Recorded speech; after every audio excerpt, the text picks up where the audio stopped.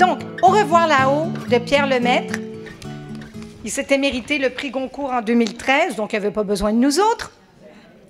Alors lui, il est né en 51. Ah, c'était sa fête hier, le 19 avril.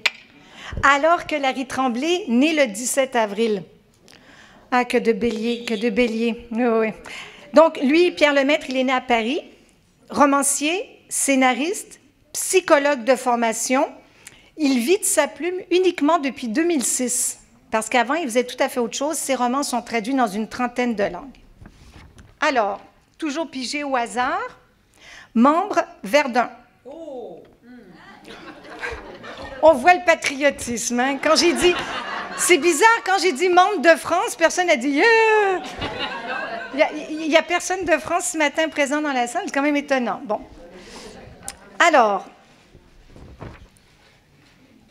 nous sommes au dernier jour de la Grande Guerre, début novembre 1918. Les soldats français, autant que leurs ennemis d'en face, se tiennent tranquilles dans leurs tranchées et leurs campements, chacun espérant survivre jusqu'à la fin de ce terrible affrontement. Le fier lieutenant Henri Daunet-Pradel, qui ne détient de la noblesse que la particule et une fierté démesurée, lancera ses hommes dans un dernier affrontement par un subterfuge ignoble que découvrira Albert Maillard, ce tout jeune pauvre soldat, à la pensée pourtant moins rapide que la réalité. Lui et Édouard Péricourt, son jeune camarade d'unité, issu d'une grande famille, verront leur destin exploser avec cette dernière attaque.